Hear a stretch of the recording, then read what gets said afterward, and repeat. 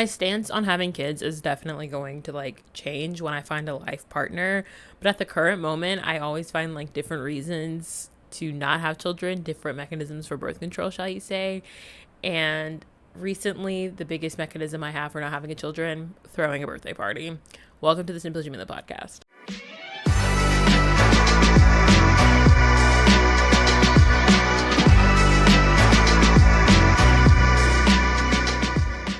I so desperately want to say good morning because I'm filming this in the morning, but hello, welcome back or welcome to the Simply Jamilah podcast. My name is Jamilah.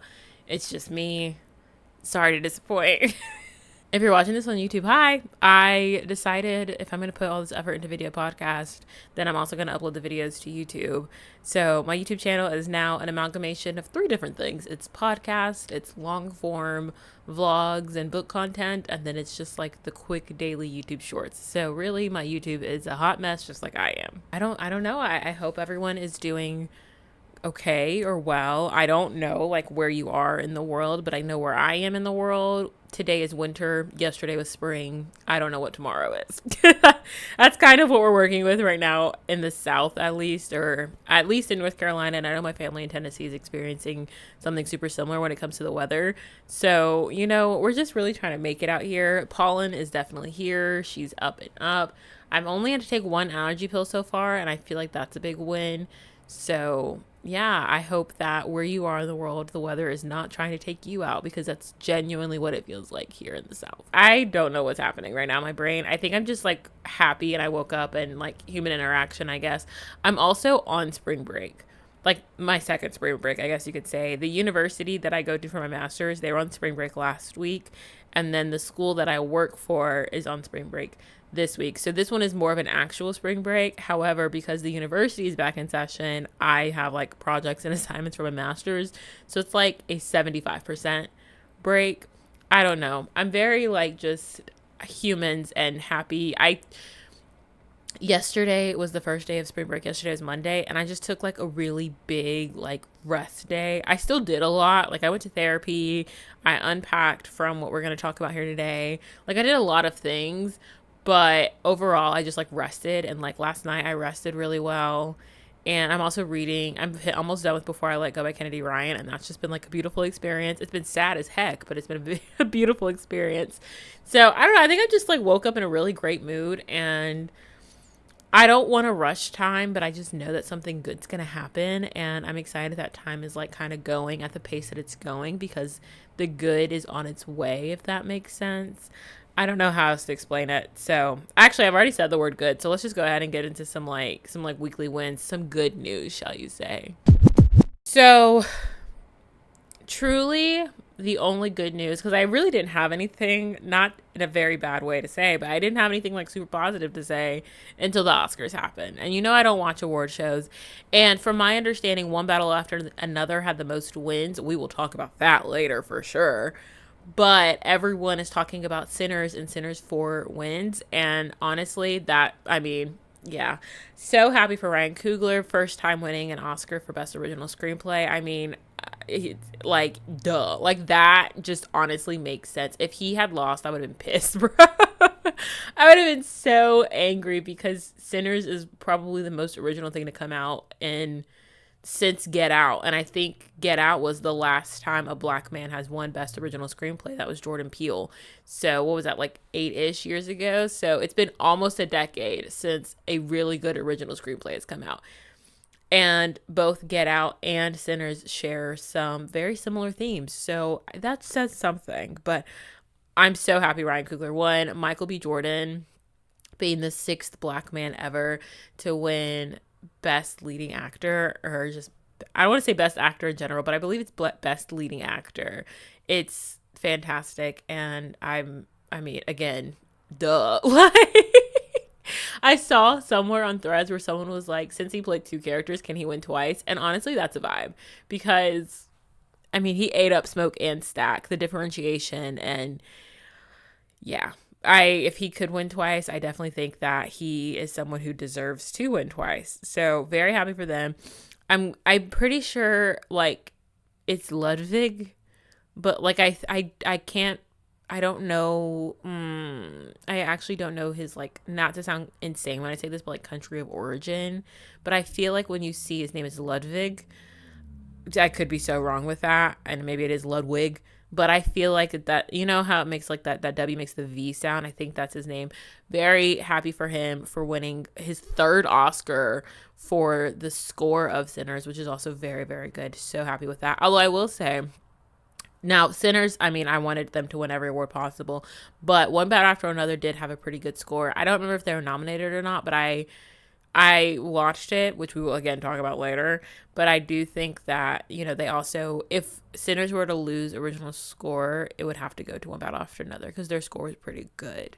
My favorite piece of amazing news that came from the Oscars is also still related to Sinners. I'm not going to say her last name because I know I can't say that correctly and I'm not going to offend anyone, but Autumn Durald, amazing. She has become like so many, she broke so much history with one single win. And she did it during Women's History Month, which, like, okay, yes, ma'am. Eating them up, yes, ma'am. She has become the first woman to win an Oscar for cinematography. And she is a woman of color. She is Filipino and African American Creole. Hello, yes, ate them up. And in her speech, she asked every woman in the room to stand. She honored the other female creators in the room, and I thought that was super sick, especially during Women's History Month. Like, I don't think you guys understand how profound and amazing that is. Like, truly, all we needed was these four winners from Oscars night to, like, kind of help out with the vibe happening in America, and, you know, things are pretty great at the moment. I feel like something always is going to happen though. So there's been a lot of wins this award season that I like fully can get behind, and there's still some that I cannot get behind. And I also think it's so funny that the internet is like attacking Marty Supreme because I think they got shut out at the Oscars. Like, they didn't win a single award, which really, I don't want to say it doesn't make me feel good at all. It just kind of validates that movie, because I don't remember what award show it was where it was like it kept winning and it kept beating Sinners, but I think at the time it was just so like overhyped. I don't know who the committee is for that particular award show, but I feel like the Academy is a little bit more legit, I guess you could say. And so it was very validating that Sinners, you know, took home some awards. They were the most nominated. I'm still going to stand by that, and I think that's absolutely amazing. And then to be the most nominated and actually win some things is amazing, and to make history with those wins is fan-freaking-tastic. Michael B. Jordan is following the footsteps of Sidney Poitier, Forrest Whitaker, Denzel Washington, Jamie Foxx, and Will Smith. Like, that's a heavy like lineup. That's amazing. And Ryan Coogler, I mean, he has never changed who he was to fit into Hollywood, or as we call it, code switching. He has not code switched at all, and it's definitely paid off, and I cannot wait to see what he does next. Okay. This past weekend was insane, and that is what this episode is about. We are going to talk about it. I feel like I've said this on the podcast before, but if I haven't, well, this is about to be a shock to everyone. Maybe, possibly not. Actually, it might not be a shock to anyone. But this year, I had only planned on taking one trip to Tennessee. I feel like I've talked about this before. But also, if this is your first episode of mine you're watching, I'm from Tennessee. Yeah. Don't live there anymore. And I told myself that this year I was going to take one trip, and it was going to be a planned trip, and that planned trip happened this past weekend. I decided that for myself for a couple of different reasons. Some very nasty arguments, not even arguments, because I didn't say anything back. I feel like if you argue, you say something back, but it's just very nasty words that were directed at me. And then it's just kind of the lack of like acceptance of my dog, which is like, I get it. You know, everyone in my family in Tennessee has a dog, so it's kind of hard to introduce another dog for sure. And I completely get it. Now, my friend's dad offered to like let me stay with them, but then they have like a super tiny dog and a goat. So I don't know what Clover would do around a goat, low key. Like, I don't know if that's like the best idea necessarily, but so I completely, you know, I understand, but I also feel like there's a way to make it work, especially because Clover does have a crate. And she's not bad around other dogs, other animals, really. I mean, she wants to befriend everything and everybody except white men, which is a whole separate discussion. Not even, I can't even, you know what? Because it used to be white men, and now I think it's just like if she gets a bad vibe from a man, period, she does not mess with them. Because there's a guy who lives like in the apartment complex building across the way from me, and when he comes outside, she goes crazy. So I don't know what he's doing, but it pisses Clover off because she starts barking. And Clover does not bark a lot. Like, she doesn't bark within the house. Like, it really takes a lot for her to bark. Now, she did have a little... She barked at me the other night when I got back with, like, a little sass to it. And I said, ma'am, no. Don't know what you think you're doing, but absolutely not. You know, so I understand that part of like Clover not being able to come with me.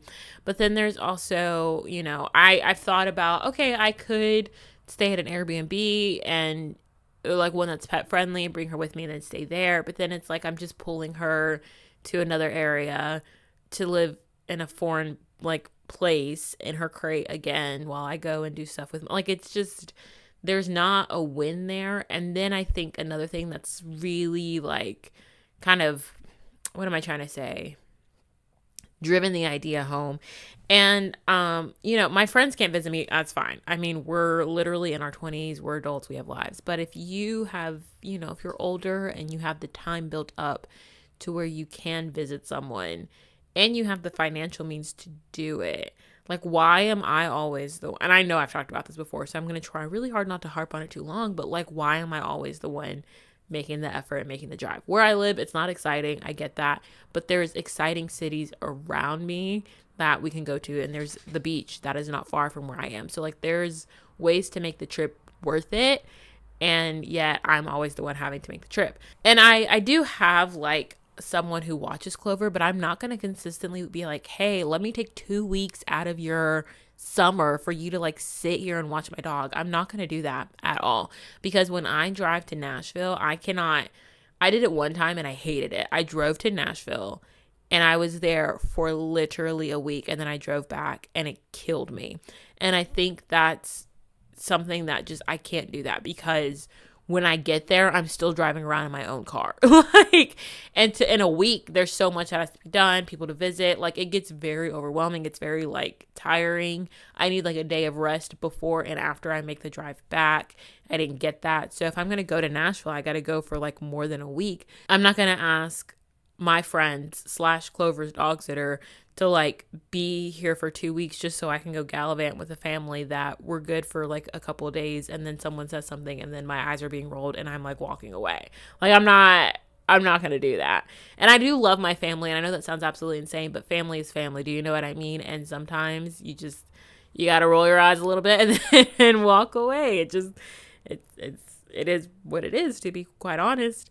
Now, I think the hard part about that is that I do have like a couple of friends who still live in Tennessee and who I love like so much. Like, I love them so much. I've known them for so long, and I genuinely like hate that this is the way that it is. But like I said, I'm not gonna. And then like they have jobs, so it's like, even if I were to go back to like Nashville, well, one of them lives in Nashville, one of them lives in East Tennessee, but like even if I were to go back to like visit there for like a week or whatever, they have jobs. I'm not gonna sit here and like go visit them, and then I'm just sitting in their home for like 8 hours, just like like staring at the wall or like watching TV, when I literally could do that here. As much as I love them, 10 hours in a car, or 12 depending on traffic, it's just not, it's not really the vibe, to be quite honest. And I already feel bad, low-key, just even asking Clover's dog sitter to watch her when I go somewhere for like 4 days next month. Like, even that alone, I'm like, I hate it and I feel so bad. Like, I'm so sorry. Like, da-da-da-da. Like, I really try to be considerate of other people, and I don't want to ask too much of her. And I don't really like boarding Clover. It's very like last resort if I absolutely have to, but I don't want to. And I just have to be considerate of the fact that Clover is, at the end of the day, my responsibility, my child. And I cannot keep offloading her onto other people because she's not accepted by my family. With all of that being said, this past weekend was the only planned trip that I had to Tennessee. I say planned specifically because I have a great grandmother who is very much so up there in age. I found out some news about a couple of other family members while I was in East Tennessee this past weekend. And worst comes to worst, if I have to like drop everything and go, and because something sad has happened, then I will. But for the most part, there is no other planned trip to Tennessee. We're not going there this summer. We're going to sit here. We're going to vibe this summer. And I'm down. I'm not going for the holidays. So this weekend was it. Now, why did I go to Tennessee this past weekend? Thank you for asking, even though you probably didn't. I think I've talked about how in August, my great-grandfather, he turned 90. And at his birthday party, I had the idea to throw a surprise party for my great aunt, so my grandma's sister, and her husband. Well, it was actually just for my great aunt. And then I realized that her husband had like a very important year for him as well. They're the same age and they were both born in March, just different times in March, but they were both turning 70. So she's already turned 70. And I think he turned 70 kind of coming up this weekend, early next week. It's like in the 20s. It's the early 20s. I know that that's when his birthday is, but he's turning 70. And I love my great aunt so much, and she does not have like children of her own, and she has consistently shown up for me and everyone in this family ever. I mean, I'm going to be 27, so I know she's shown up for 27 years, at least since I was born, but she's just always like been there. And I don't know, I love her so much, and I think she does so much for other people that I was like, in my head, I was like, it's time that someone does something for her and surprises her. And so I was like, this is it. And then when I realized that her husband was also turning 70, I was like, no, we have to include him too. Granted, has it been like 9 years? I think they've been married for roughly 9 years or so. And in those 9 years, I've seen him support her as she goes and helps everyone else. And through her, he has helped us as a family. And for me, I've been very fortunate because I was making all those trips to Tennessee. I've really gotten to like know him and understand him. And he is very much so a like small town boy. Like he enjoys his little city in East Tennessee, and he just keeps it pushing. He sits out on his porch like he's retired. So he's very much so just living his best little small town life, and I love it for him. But in that, he's also like supporting my aunt, and he still can't say my name right. And at this point, it's just a running joke, but we do have some great conversations, and he is so hilarious. And so I was like, okay, yeah, now I got to include him too. And I'm so happy that I decided to throw it for both of them. It's beautiful, absolutely beautiful. And I will say, I had the idea, and then I had like no mechanism for making it happen. So I'm super, super, super, super, super grateful to my family for helping me pull this off. It was really hard to bring an idea like to fruition when you live in a different state. But we made it happen. Like, we made it happen, and I'm so happy. All the phone calls, the ideas, the text, like, it came together so beautifully in a very simple way. We didn't go crazy with the decorations. I say we, that was all me. I didn't go crazy with the decorations. My grandmother did go a little crazy with the food, but it's okay. I like I said, I know I said earlier, like, you roll your eyes after a couple of days and you start walking away, and it becomes that kind of energy, but that's also family. And I know that it happens with everyone, but I'm still so grateful for my family, and I'm happy that I could do this for my extended family too. I love just showing up for people and just caring about them, and I'm happy that I could do that. Now, logistically, again, was not prepared. So my grandma's brother, he took care of reserving the building. I really wanted to do like so that way everyone had their afternoon, their day wasn't like disrupted. So I really wanted to do like a brunch energy, because I know like the breakfast and brunch foods that my aunt and her husband like I know that stuff. So I was like, we could do a brunch, and I know the foods that we could have, blah, blah, blah, blah, blah. So when we initially made the reservation, me and my grandma's brother, it was going to be because you have to like schedule in a 4-window time period. So it's going to be like 10 to 2. And that was going to work out really well. And then we were going to just have like a cutesy little brunch from like 11 to 1. Like, the idea was there. I was cooking. I was eating them up. But then I remembered I had a grandmother.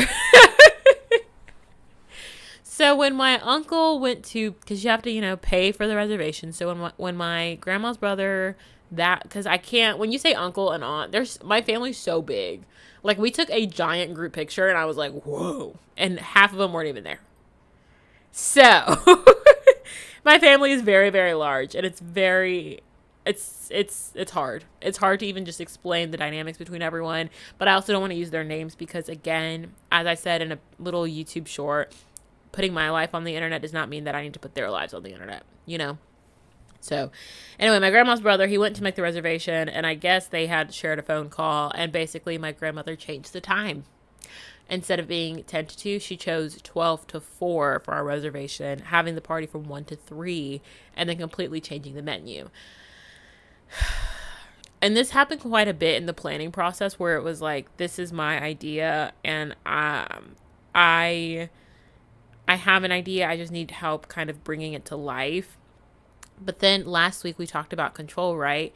And this is like, I truly, because I've been experiencing it for so long, given the current work situation, that I really had to like step back and be like, wait, no, like I need to, in order to make this happen, I don't need to just be like, hey, this is it, boom, do it, because that's what I've been experiencing and I hate that. So I need to like truly collaborate. So for a couple days, not even a couple days, it wasn't really even a couple days, it was like an hour or two, I was irritated with my grandmother, but then I was like, she's right, she knows best. Not to bring it back to last week's topic, but I really appreciated in this planning process having that mindset shift, and that also kind of aided in me kind of opening my eyes to what was happening around me.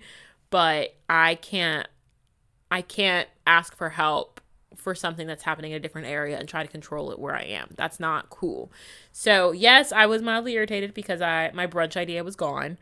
But my grandmother had a plan. She knew the logistics of it. And I'm happy that we did it that way, because we actually had friends of my great aunt. We had some of her friends coming into town, and they also lived in a different state. So for them, it also worked out really well. So overall, very happy that I listened to my grandmother. Well, it didn't even matter if I listened to her or not, because she was going to do what she wanted to do. So, and she helped me when it came to like theme. I was trying to think of like, I know with weddings and like anniversaries, there's specific colors associated with like the specific year. So like when you hit your 25th, it's a specific color palette. When you hit 50, it's a specific color palette. I think even your 10 years is a specific color palette, I think. But I wasn't sure as far as like birthdays what it was. So I'm really grateful to my grandmother, because she told me their school colors were maroon and gold. And I was like, okay, perfect. Let's just add a neutral in there. So we added in the neutral of like black. I was like, okay, great. Then we kind of started really figuring things out. So my grandma's brother took care of the reservation. That's his job. Boom, done. My grandmother took care of food. Great. I'm not even gonna try to explain who he is. Another relative took care of like beverages, and like he makes a really great punch, and he is like gatekeeping the crap out of that recipe, and it's like low-key annoying, but it's okay. So he had that. My grandmother also took care with food. She took care of like plates and tablecloths, which there's a little bit of drama with that, but we'll get there in a second. I mean, yeah, and because they did all of that, I was basically in charge of like decorations. And since the venue, I mean, we couldn't really do much with like the walls or anything, I was like, okay, let's focus on centerpieces and then maybe having some balloons.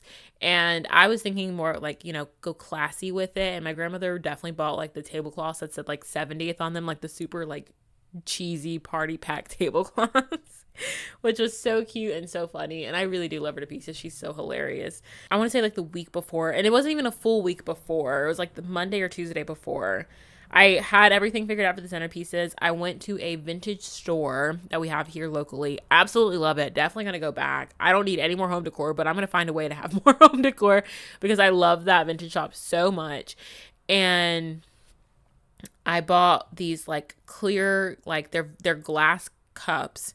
They're vintage. They are from the 1950s. And I was like, that is so perfect and so on theme. It's a small detail that nobody knows and nobody's going to notice. But I was like, yes. I was very happy with it. And then I was like, I liked the cups so much that they're currently like drying in my kitchen, and I'm just going to like use them. So yeah, I got those like vintage cups. I use them as vases. I wanted to get like those like, they're like number stand things that you see at weddings. And I used those to like put their picture in the center of the vases. I had like little fake flowers and like feathers sticking out. There was like black river rocks at the bottom.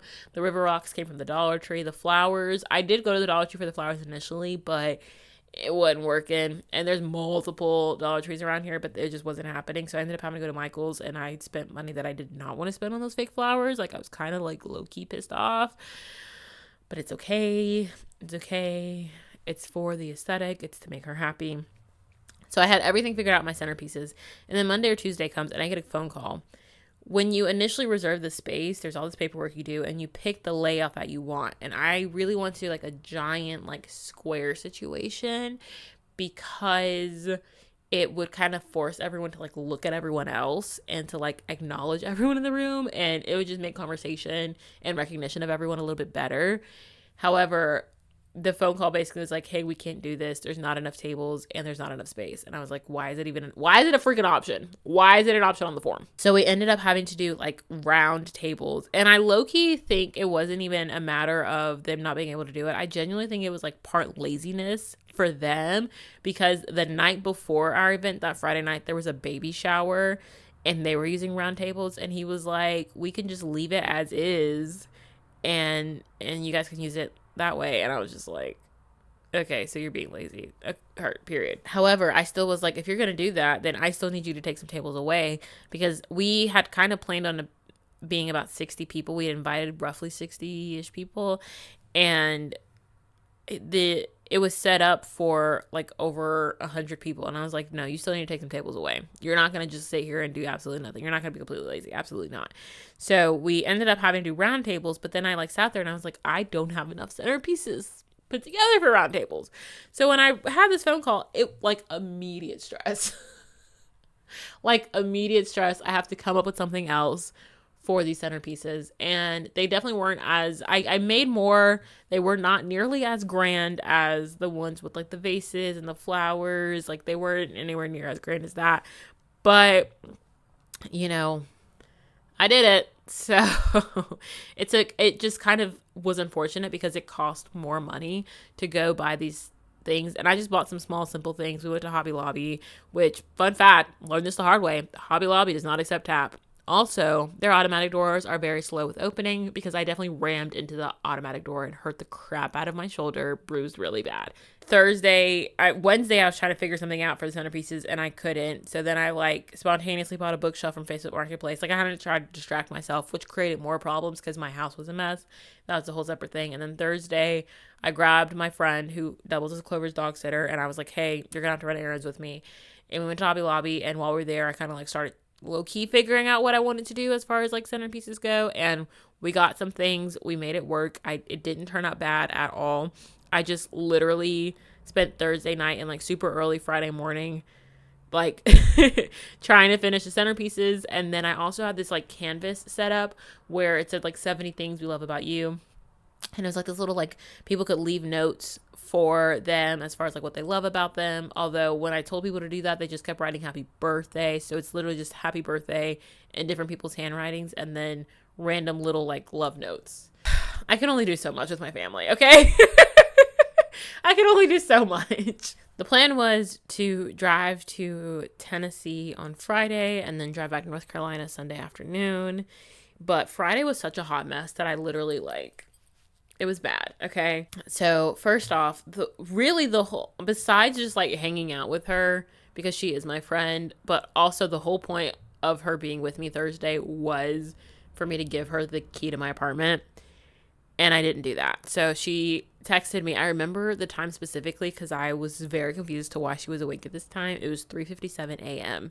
She texted me that she didn't have my house key. I said, crap. So before school, I drove across town to give my friend my house key for my apartment. While I'm over there, I'm like contemplating if I should get gas. Like I was really, this might sound horrible, but because of the freaking war, the unnecessary war, the illegally started war, gas prices are so high. And so I was trying to wait until the last possible second to fill up on gas for the drive. And so my plan was to just go to the school, because I'm not far from the school I work at, and then get gas. However, because I had to drive across town to take her the key, I ended up having to get gas by her house or I wasn't going to make it to school. And while I was getting gas, I got a cutesy little text message that I was going to have to give the ACT again. Guys, in the past 2 weeks, I gave the ACT 4 times. I am an expert at this point. If you need training at your school, please call me and, hire me, and I will absolutely be there to give it, because 4 times.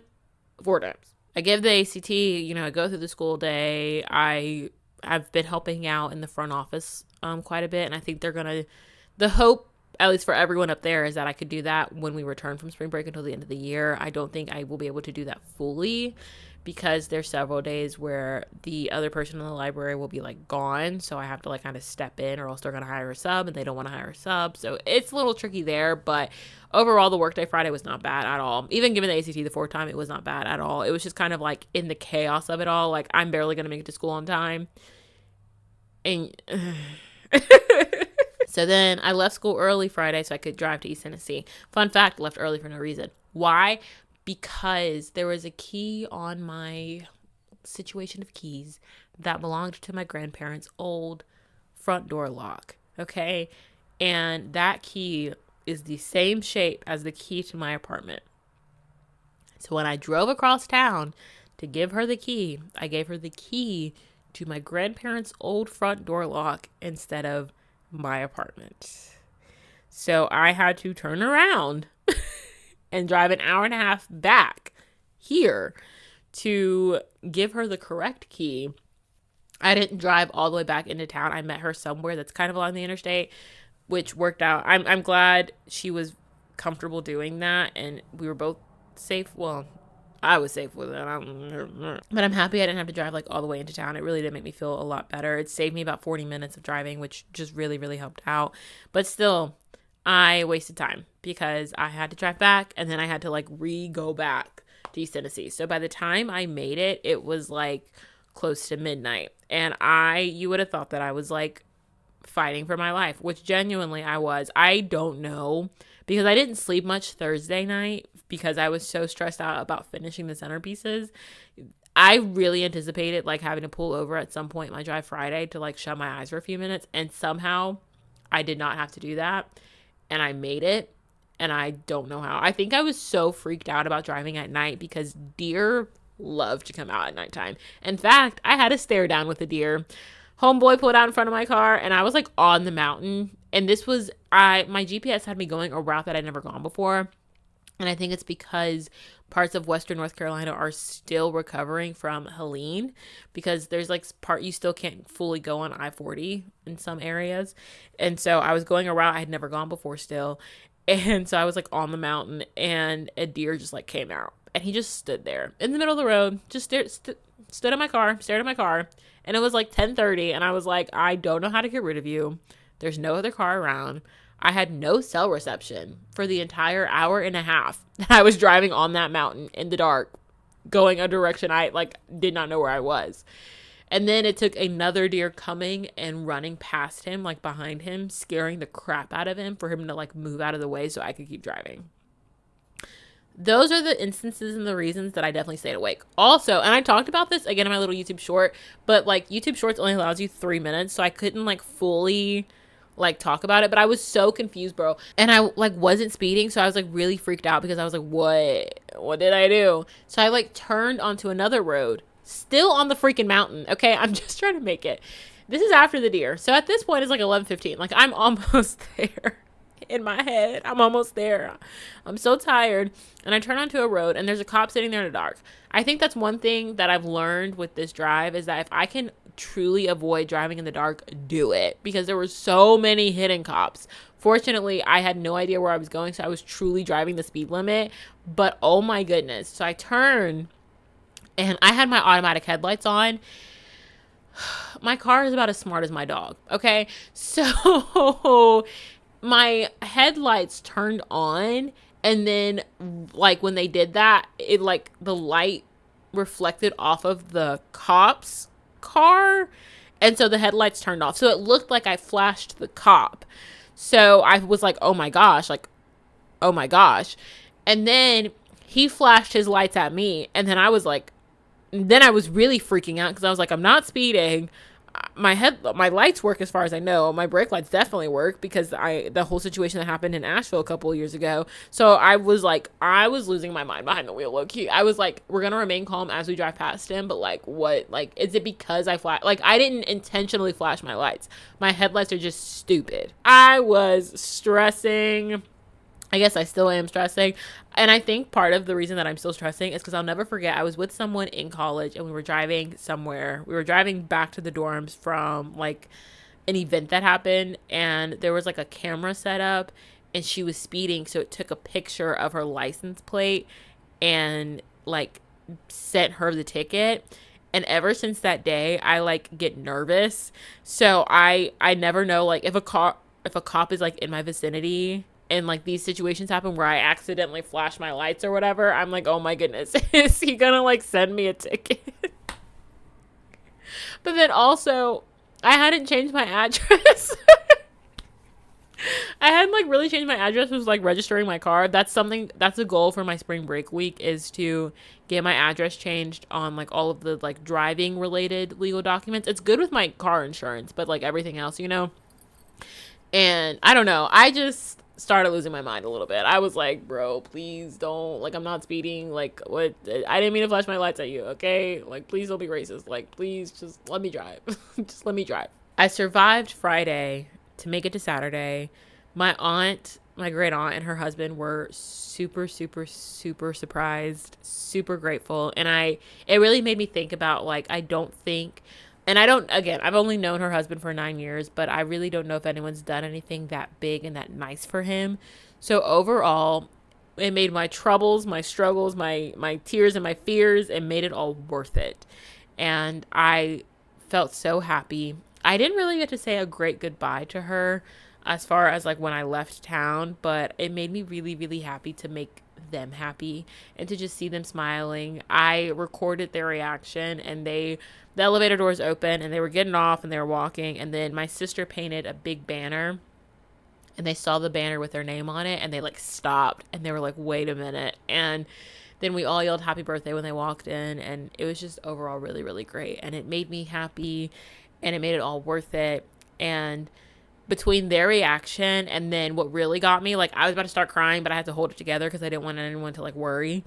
My grandmother at the end of it, when we're cleaning up, she said, you did it.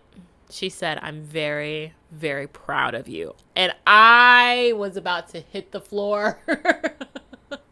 Even now, I'm like little teary eyed because I don't know. It just made me super happy.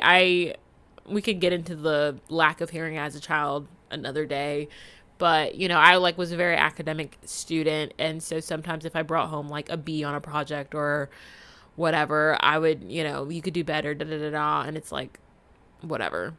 And I mean, now it's whatever. At the time, it really hurt me, but I rarely heard like, I'm proud of you, especially from someone in particular who swore up and down he was my father, and he definitely was not my dad. Okay, no biological relation whatsoever. But my grandmother, like, we are not a touchy-feely, hug all the time, say I love you every day kind of family. We know the love is there. So if something were to happen, we know the love is there for sure. But for her to say, like, I'm very, very proud of you, it like sent me, and it just made it all worth it. I was so like down bad. And then I was like, wait, like, are you serious? And she was like, yeah. She was like, this was all you're doing. My grandmother was like, I just did the food and the tablecloths. And I was like, okay, you also changed my reservation, but we won't talk about it. You're right. Yeah. But it made it all worth it. It made it happy. And then the birthday party ended, and I just hung out with my like Nashville family for a little bit. We went to dinner, and at dinner, I told them it was my sister's birthday, which it actually, oh my goodness, I didn't forget. I swear I didn't forget, but I haven't texted her. So on the day that I'm filming this, it is her birthday. So after this, before my dietitian appointment, I definitely need to make sure that I text her and that I upload a very embarrassing picture of her to Instagram. I need to do that today after I'm done recording. I have like roughly 35 minutes until my dietitian appointment. I definitely have time for that. phone and piece of paper are not far. Piece of paper is not relevant at all, but I have to write my grocery list and plan my meals out for the week before I talk to my dietitian. You know what? Don't even worry about it. Don't even worry about it. I will say, I definitely tried to put the bug in my family's ear, like, hey, like, this is it. Like, I'm not intentionally coming back anymore for the rest of the year. Like, I really tried to put that bug in their ear, and I don't really think they understood. And like, I went to my aunt and my uncle, like my father's sister. I went to her room and her husband's room, and they were in there. And then like, I went to go visit my sister and my cousin who's like a sister. Well, my cousin who was like a sister was in the bathroom. And I just like I was trying to say goodbye to everyone before we all like hit the road at our own times on Sunday. And it was kind of hard. So I definitely left like Saturday night, like their hotel, feeling a little incomplete. But I mean, it is what it is. It is what it is. I hate that I didn't really get to say goodbye. I hate that they didn't really take what I was saying seriously. But I mean, I still love them. And like I said, I don't intentionally plan on going back. But if something happens, I will definitely be there. That's one thing for sure. I will find a way to be there. With that being said, apparently there is a family reunion Labor Day weekend. And that got brought up several times. However, I don't know. I've never been to like a legit family reunion. Like, I will say this party kind of felt like a family reunion, and like the party that we threw for my great grandfather in August kind of felt like a family reunion. So I never been to like a legit one, but apparently this one is so legit that it's $100. So I don't know. Like I said, this was supposed to be the only like trip that I intentionally went back to Tennessee for. They kept talking about the family reunion. I'm undecided about it. Honestly, it's Labor Day weekend. Like, that's the Labor Day weekend is the start of the year. Like, I would love to just be at home chilling, you know? So I'm very undecided right now. And I have until June 1st to like make a decision as far as like paying for it and everything, but I don't even want to pay for it. Like, it's a part of my family that is so, like, a lot of the family members have already passed away. And, like, the one family member I knew with this particular last name passed away. So, and I guess there's only, like, 3 of them left alive that I know, but they all married, so their last names are different from the last name of this family reunion. Like, it's just kind of, it's confusing. I wouldn't know anyone, but I also know that it's good to, like, meet people and I do love knowing and understanding my family history for sure, but I literally was just like, I don't want to pay. Like, I don't want to pay. I don't want to do the drive. And then I have this giant tattoo on the back of my leg, which I absolutely love, but I don't love having to defend my decisions because it's my life and it's my decisions. And I would have to find a way to cover up the tattoo on the back of my leg. And I really don't know if I want to do that at the end of summer, but we made it back Sunday afternoon. And of course we made it back to my dead fish. So my fish, which he wasn't here just like floating dead. My dog sitter called me, she texted me to call her Sunday morning about him being dead. Like, she just woke up and he was dead. So it is what it is. But it was kind of like weird walking back and seeing like an empty fish tank. So I am going to go get a fish at some point this week. And I'm very excited about it. But I'm very sad that like it happened while I was out of town. Like, to end all of the chaos, my fish named Stan died. Like, it's like, really, bro. That is it. That is the weekend that I had, the surprise party that we threw, the logistics. I mean, it's not even really the logistics. It's just kind of like, what did I experience? I don't freaking know. But I'm happy that we did it. Like I said, I'm super grateful for my family for helping. I'm grateful to my great aunt for just simply being who she is. I'm grateful to her husband for supporting her. Now let's move on to some things that I've recently watched / I'm currently consuming. So while I was in East Tennessee, I decided to stay in a hotel because honestly, I didn't want my clothes smelling like cigarette smoke.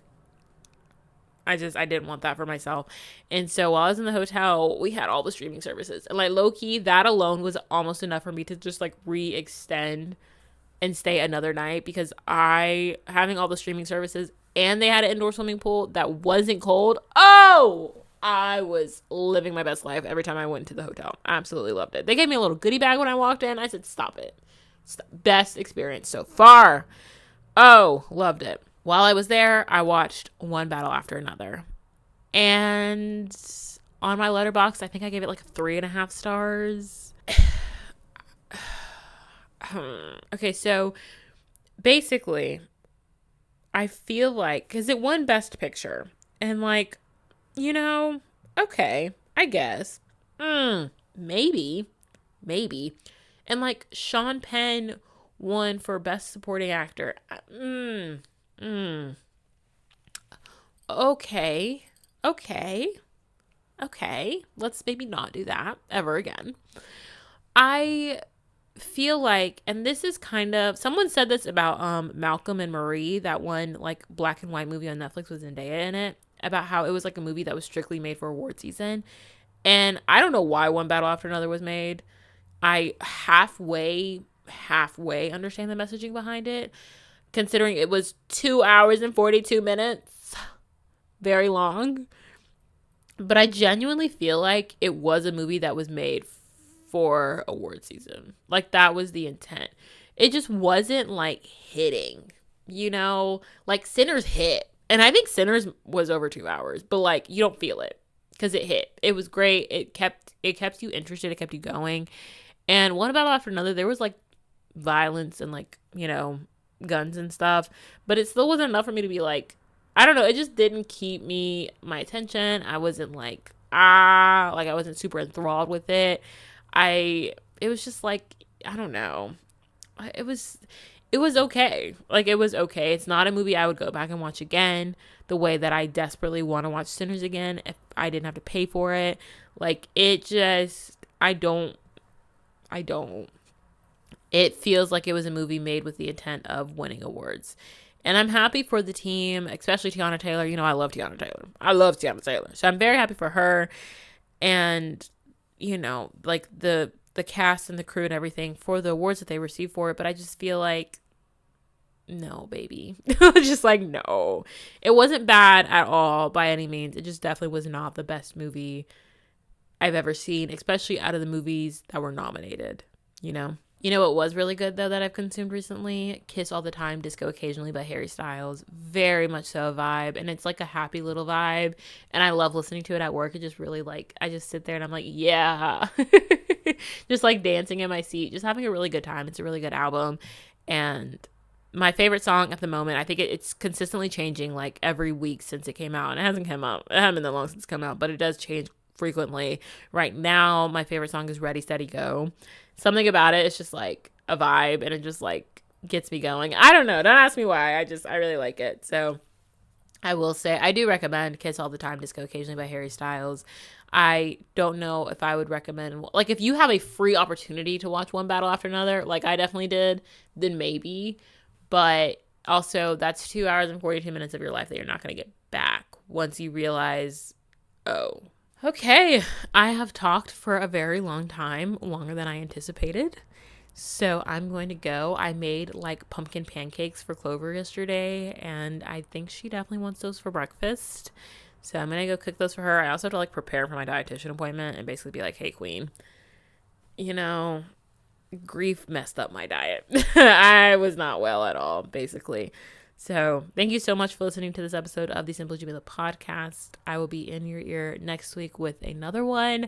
Very excited about it.